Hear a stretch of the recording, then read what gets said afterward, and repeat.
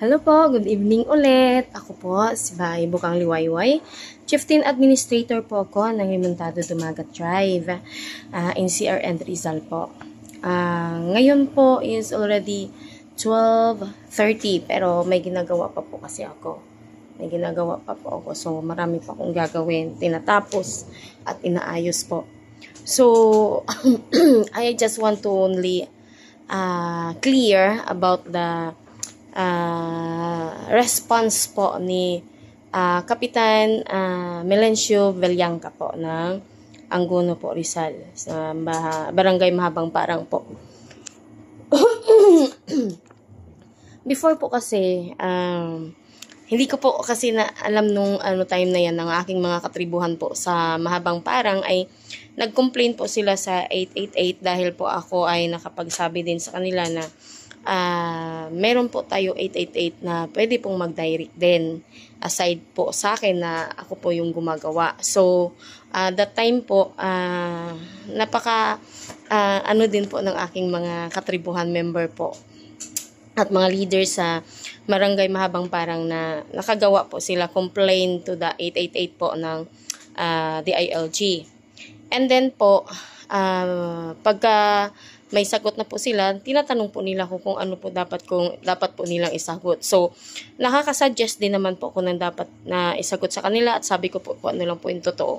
So, ngayon po, gusto ko po ako nang sasagot po doon at i-clarify ko, gusto ko i-clear yung sagot po ni Kapitan Melencio po Villanca po. About po doon sa sinasabi niya na wala pong usapin doon po sa pagsira po ng padlock at pagtanggal po ng mga gamit po ng opisina po ng tribo at ng samahan po ng tribo ng katribuhan ko po sa Barangay Mahabang Parang. February po kasi dinimolis po yung area po ng Barangay Mahabang Parang. So, without a court order po. Wala po silang court order. So, binigyan po ng ni Kapitan po Melencio Villanca ng survey authority at binigyan din po ni Mayor Jerry Calderon ng tawag nito. Basta binigyan siya ng ng permit na pwede po sila mag-survey. Ito si Dublada po. Si Dondon po, yung tawag po nila. So, ako kasi bilang Chieftain Administrator po ng Limentado Dumagat, ako po ang trabaho ko po ay mag-aayos lang po ako ng ancestral domain po namin. Ancestral domain po, wala po sa akin dapat yung magpakaso o magreklamo sa mga tribo members ko. Pero hindi ko po kayang tingnan ang aking mga tribo members na inaapi po at saka pinapalayas po sa kung saan ay sila pong may karapatan. So, hindi ko rin po gusto na o nanaisin na sila kapitan at mayor ay magkaroon po kami ng tawag nito gap po ba? Yung gap namin ng ganun. So, kasi, ang kapitan kasi at ang mayor, police, lahat po na nasa government, workers, employees, ay sila po yung mga state, belong po sila sa state na kung saan po. Sila po yung magkilala, mag-recognize po, as a recognize sa kilala, and then, respect, kumbaga, respetuhin po kami ng mga tribo, at kilalanin po kami, and, recognize po, yung ganun po. Bilang po tribo Limentado Dumagat po. So, since po nung 1997 po ay wala pong, ang pagkakaalam po, walang pong tribo Limentado Dumagat po sa lugar po ng Angono because as a tribe po, we really don't know about the EPRA 8371. Yung lalim po, alam po namin na kami po yung owner, kami po yung heirs, kami po yung successors of interior sa aming mga ancestors. So, doon lang po yung knowledge po namin. So, I really thankful po kay Senator Miriam Defensor kasi siya rin po yung nagbukas po ng knowledge po sa akin at tinuturuan niya rin po ako kung ano po yung dapat kong gawin sa batas po ng EPRA 8371 at pagkaano naman po, tinuturuan na din po ako kung ano po yung mga batas na dapat ko pong gawin at sundin. Yun po. At natuto rin po ako sa kanya. Kahit na sa sandaling saglit lang po kami kahit hindi po ganun katagal po ang nasupport niya po sa akin. and naturo niya po sa akin. Pero napakalaki po na nagawa nito po dito ngayon sa aking mga dokumento po sa aming ancestral domain in CRN Rizal. So, after that po, inaayos ko na lang po muna yung kasi yung ancestral domain po namin sa buong Angono po. So, nagkataon din po kasi na humingi sila ng tulong sa akin. So, yung area po kasi na yun, meron po kasi kaming kubo doon sa naiwan po ng lolo ko. So, yun daw po ay pinatirhan po ng lolo ko sa kanila na nakatira dyan. So, nung nagtanong po ako, sabi ko, dito po kasi yung lugar na yon na sinasabi ng lolo ko, kasi hindi pa po siya yung ganun kalsada eh. Ang kalsada po kasi noon, bisikleta lang makakadaan, tao lang, ganyan. So, masukal pati yung area na yan. Kaya hindi po kami nakakadaan dyan noon. Hindi na po kami dumadaan. Hindi na po kami nakakaano sa area na yan. So, pinuntahan ko po sila para dinggin po kung ano po yung kanilang hinaing po. Kasi, kung hindi ko po sila dinggin at hindi ko po ano yung aking mga katribuhan, sino pa po yung tutulong po sa tulad po naming mga katribuhan po. So, nung time na po na yun, February po is pandemic. So, COVID time at gun ban pati. At the same time, tawag nito, kumbaga, hindi pa po pwede yung mga ganyang kaguluhan dapat eh. So, pero si Dondon po, nagpa-demolish ko siya. Meron po akong video. May na-receive po na yung katribuhan ko po doon habang si Dondon po ay may kasamang security guard na meron po siyang baril na dala. Pero gun ban po noon, time na yon at COVID time. So marami po siyang hinire para po i-demolish yung mga bahay po ng aking mga katribuhan. Which is, meron na po kaming tarpaulin na no trespassing pong nailagay po doon. So, nung time na yun, that was 1 year, kasi sinasabihan ko po sila na as a respect po sa barangay at ay kay Kapitan po, Villangka, so dumaan po dapat sila doon. Kasi hindi pa naman po complete yung dokumento nila para as one of the remontado dumagat na nire-recognize ko pa kasi syempre po, kiniklear ko po kung sino po talaga yung angkanan ko po doon at kung sino po yung totally po na talagang remontado dumagat po. So, inaayos ko pa po yung pagkikilanlan nila. Kaya po, for me po, pagkakaalam ko is under jurisdiction pa po sila ni Kapitan Melancio Villangka. So, sabi ko po, daan po sila sa tamang batas po. So, pinatawag po sa barangay. Pero sorry po. Pero nakatatlong hearing na po sila. Nakatatlong sunod-sunod na po. Pero wala pong certificate of file action na binibigay ang barangay sa kanila. Dahil lagi na lang po pag-aayos. Tapos after ng pag-aayos, a week na naman, ginugulo na naman sila kasi gusto talaga silang tanggalin. So, nung time po na yun, pumunta po ako sa barangay. Ako na po ang nagpatawag dito po sa nagpa-demolish. So, nung nagpa-demolish po na yon at hindi po ako hinarap. Nakatatlong hearing po kami. So, ang ginawa ko po, nag-direct file para po dito sa kanya, sa artiso. So, until now, under investigation pa rin daw po. So, willing naman to wait sa kanila pong Pero, that was a long time na po eh. Siguro, 6 months na eh. Wala pa rin sagot ang RTC. So, I suggest din po na sabi ko parang kung tagal pa, forward na rin po sa higher court. And then, ang nangyari din po, nag-request po din ako nung February ng nung January po, nag-request po ako ng kuryente sa Meralco. Para po sa kanila po mga katribuhan ko na magkaroon po ng sariling kontador at sarili pong poste para po hindi na po sila kakabit-kabit pa ng linya sa kapitbahay, ay ginagawa na po silang business kasi yung meter po ay nasa 12 lang, sa kanila po 25 o 30, so ginagawa po silang business. So kaawa po ng aking mga katribuhan, halos pangkain na lang ay babayad pa doon. So napakahirap po talaga tanggapin na sa Pilipinas talaga ay kung sino yung lehitimo talagang totoong may-ari at totoo po dapat na mamuhay ng maayos, ay sila pa po yung tinatanggal at kinatanggalan ng karapatan at inaapi po. So ayoko naman po sana ng pakaso kasi hindi ko naman po hawak dapat yan eh. Hindi ko po handle yan. Kasi sa totoo po wala pong lawyer na gusto pong tumulong sa tribo dahil aside sa walang pera ang tribo, ay mahirap po kausap ang tribo. Sa totoo lang po. So, hiniling ko po sa Panginoon na mayroon pong ibibigay sa akin na isang lawyer na may puso po sa tribo. So, praise the Lord at binigyan po ako ng isang maganda at mabait na attorney, na bae attorney po namin na buo po talaga ang loob niya na tulungan po ako dito po sa mga cases po na ito.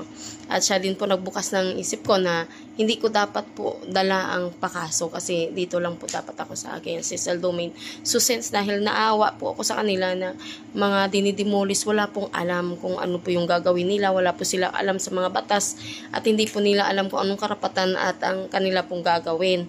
Aside sa wala pong pera, wala po talaga. So wala po akong choice kundi ipatawag din po itong nanggulo po sa opisina po. Kasi meron pong opisina ang aking mga katribuhan dito po sa barangay Mahabang Parang na inuupahan po ito dati. So dahil po ang nagmamay-ari nito ay binayaran na po ni Dondon Blada na nagpa-demolish po dyan ng 10,000 para ilisanin niya pong area at i-demolish po. So pinaglaban po namin, nilaban po namin yung area na yun at ginawa po naming opisina. So ito pong mga leader ko dahil naawa po sa matanda na siningil na po sila dahil wala po silang hindi niya po, binalikan niya pong area eh kasi hindi po na-demolish eh. Pero wala na po siyang karapatan doon kasi binayaran na po siya ng 10,000 eh. So iniwan niya na po eh, para inalaw niya na po na i-demolish eh. So nilaban po namin yun. Naawa naman po yung aking mga tribo member. Inaambag-ambagan po nila ito every month para po mabigyan man lang po ng pang gamot-gamot o pagkain tong matanda na ito kasi senior citizen na. So ako, happy po kung ganun ginawa. So nung time na po na yun, na maganda na pong pamumuhay ng aking mga katribuhan, meron na pong permit sila, galing kay Mayor, sa kanilang samahan, tapos meron na pong opisina. So, maayos pong pamumuhay ng aking mga katribuhan. So, akin na naman po, sabi ko po, antayin na lang po nila yung mga dokumento na inaayos ko po. Kasi, talagang matagal at mahirap po talaga. So, sabi ko, suportahan nyo na lang ako sa mga lakarin, pamasahe o whatever po na pagpaprocess po. So, willing naman po sila dahil naayos naman po namin yung dokumento.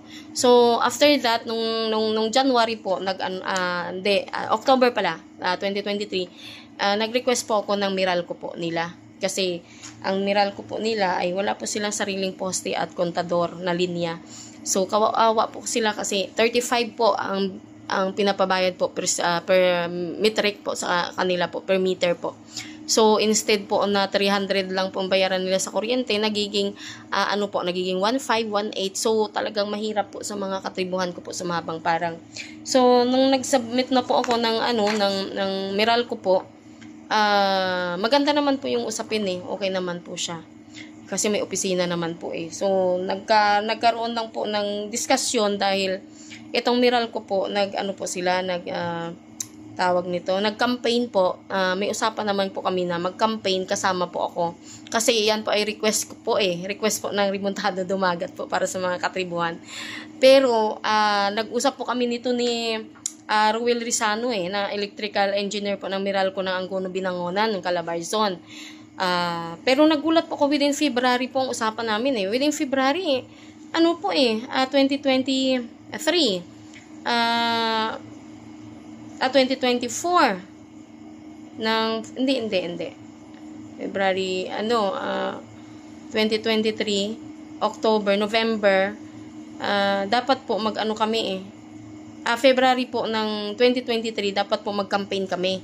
So ang ginawa po, nagpaalam daw po siya kay Kapitan, pero ginawa pong political issue po ni Kapitan. Hindi po nila ako sinabihan na para makasali po dito sa campaign para po malaman ko na masabi po na talaga ito ay sa tribo galing ang request po at hindi po kay Kapitan. Si Kapitan po ay inano niya po, pinulitikal niya po na sinasabi niya siya po ang gumawa at siya po ang naglakad at nag-ayos po nito. So, for me po, masakit din po sa akin kasi kami po ang naghirap niyan eh.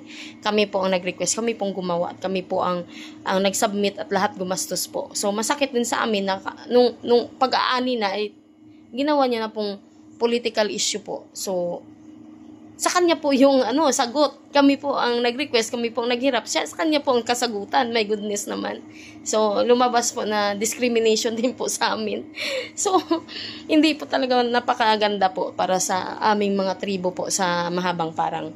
So, nung time po na yun, dahil po may campaign at may pag-aayos po ng Meralco, ang ginawa po nitong Merly po na binabayaran po ng monthly, dahil para wala ng gulo, ay nagtawag po siya ng mga kasamahan dahil pumasok po siya sa opisina at ayaw na pong lumabas. At pinapatanggal niya po yung gamit ng opisina. At doon po nagkagulo. So pumunta po sa barangay at para humingi ng tulong kay kapitan dahil opisina po yan ng tribo tribo, tsaka alam naman po yan ni kapitan. So nag-iskandalo po sila at talagang grabe pong ginawa nila sa aking katribuhan. So, ako po ay pumunta ng barangay.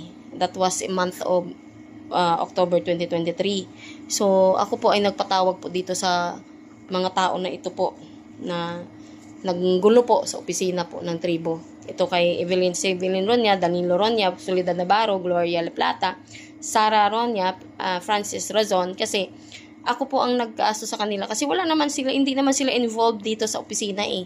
Hindi sila involved dito sa kay Merly. Bakit sila nag-iskandalo at pinahiya ang aking mga katribuhan at pilit talagang sinisira ang akin at binubuksan ng opisina.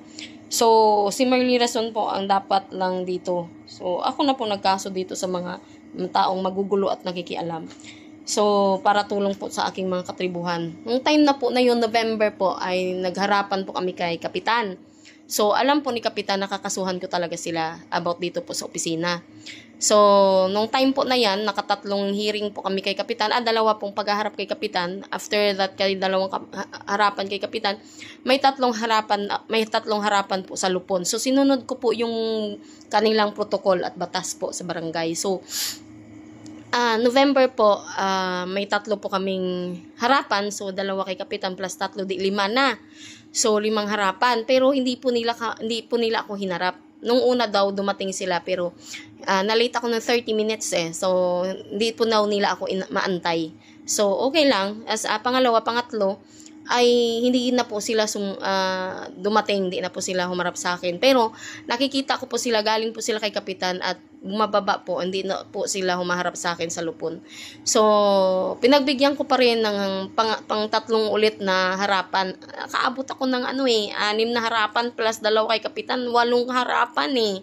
Mula October, November, December, ng December ay unang harapan po ay pangalawa ay inano muna kasi Christmas daw at saka New Year. So, na-continue ulit yung pangalawang harapan namin nung January.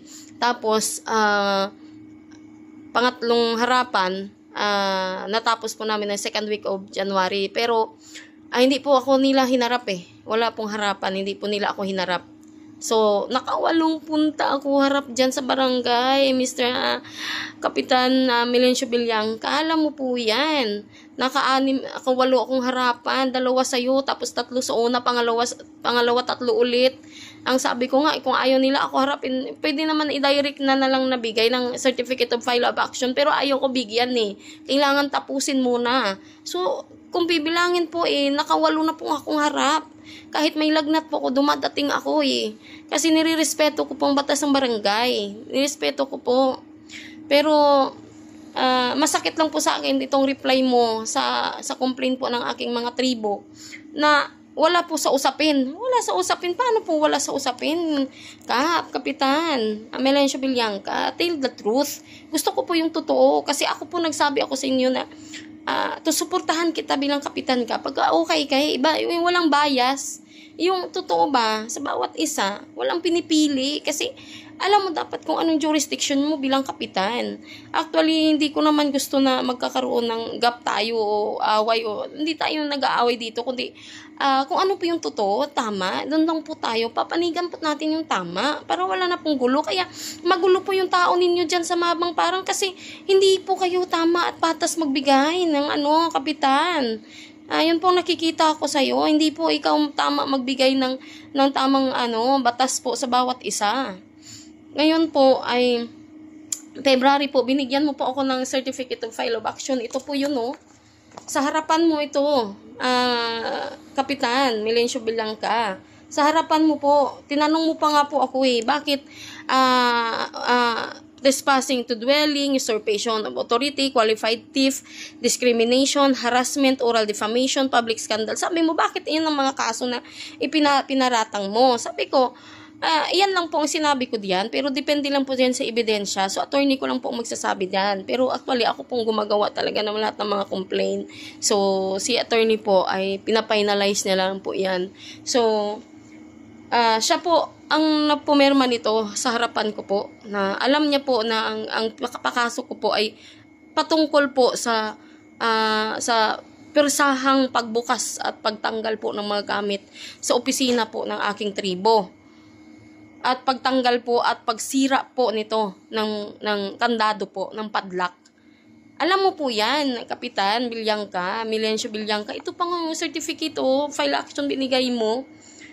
Huwag naman po tayong makalimot. Ako po si Arizal po hinahawakan ko, pero hindi po ko nakakalimot Kahap, ang totoo po, sabihin mo po ang totoo. Huwag po tayong kasi ako po talaga nagpahinto sa aking mga katribuhan na kung anong pong patawag ay wag na po nilang puntahan kasi ang hirap po, ang puro gulo. Kung kayo na sa barangay, hindi po kayo nagsasawa sa kaguluhan, wala naman pong basihan at useless po na para bang araw-araw nandoon ng mga tao, parang wala nang nagawa sa buhay, kundi puro na lang kaguluhan sa barangay. Pagkatapos ng patawag, may patawag ulit, tapos patawag ulit, same issues lang Ang mali lang po kasi, Kapitan na Melencio Villangka, hindi ka patas bias ka hindi, may pinipili ka, may tao ka So, itong mga tao ko, itong mga katribuhan ko, itong mga tribo members, leaders ko, ay inaapakan mo hindi mo nirirespeto Dapat marunong po kayo sa jurisdiction mo kung bakit nandyan ka bilang kapitan. At bilang section 2 po ng IPRA 8371, state ka po. Kayo po ang mag-recognize, isa ka po doon. Mag-recognize at magrespeto at magkilala po sa amin.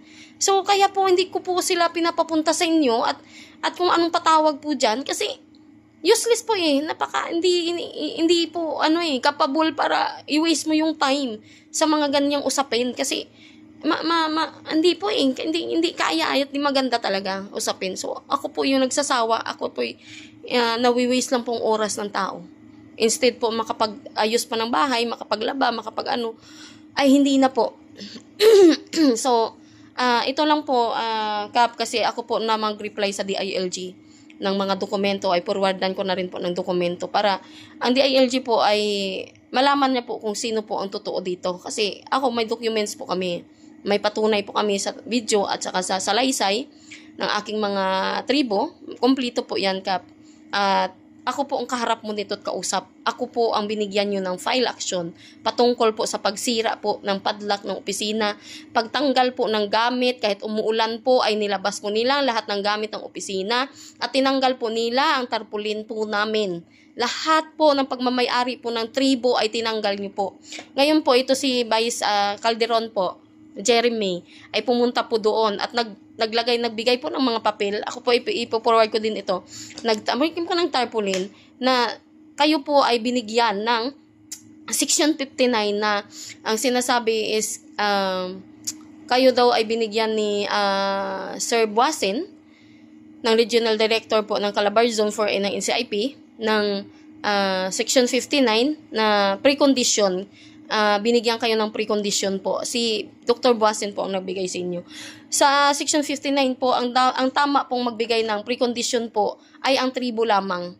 Si Sir Calabarzon po, Regional Director po, ay wala pong karapatan magbigay po ng precondition po sa inyo po dyan. tribo lamang po ng taga rito po ang magbibigay. Ang kanyang jurisdiction po bilang regional director po ay doon po may jurisdiction po siya at ang precondition ay hindi po niya jurisdiction po yun. So, kung gagamitin niyo po ang pangalan po ni Sir Director po, Regional Director Sir Buasin, ay gamitin nyo po na mayroon po kayong katibayan. Huwag nyo pong gamitin ang pangalan po niya. Kasi hindi po ako maniniwala na bilang regional director po ay ilalagay niya pong pangalan niya sa alam niya po na hindi niya jurisdiction. Alam niya po na hindi po batay sa kanyang posisyon. So, alam ko po na bilang regional director po siya ng Calabarzon 4A ay matalino po siya sa batas. Kaya po naging regional director po siya. Kaya po huwag niyo pong gamitin po ang pangalan niya. Aking pakiusap lang po Mr. Vice Mayor Jeremy Calderon at Mayor Jerry Calderon, hindi po tayo magkaaway. Ako po ay kiniklear ko lang po ang tama po dito. At nasa tama lang po tayong batas. Hindi po tayo dito magkaaway kasi kayo po ang state dapat natutulong po sa amin. So, need po namin yung tulong po ninyo. Kailangan po namin yung tulong ninyo na i-recognize nyo po kami, kilalanin. Yun lang po ang amin kasi is 27 years na po na kami po ang totoong tribo ay hindi po namin nakakamtan po ang narapat at karapatan po namin. So, hiling ko lang po sa taga-mayor ng Anguno at Vice Mayor at kay Kapitan. Yun pong totoo, panindigan po natin totoo at kung ano po yung tama. Ito po yung sundin po natin para magkaroon naman po ng pantay o equal justice po sa bawat isa. Yun lang po ang masasabi ko po ngayong gabi po. It's already 1 AM. So, salamat po sa inyong pag-unawa at salamat po sa inyong pakinig po sa ilang oras po na ibinahagi niyo po dito sa aking salaysay. At God bless po ito sa lahat and good night po. Good morning na pa po sa lahat. Hello po. Bye-bye!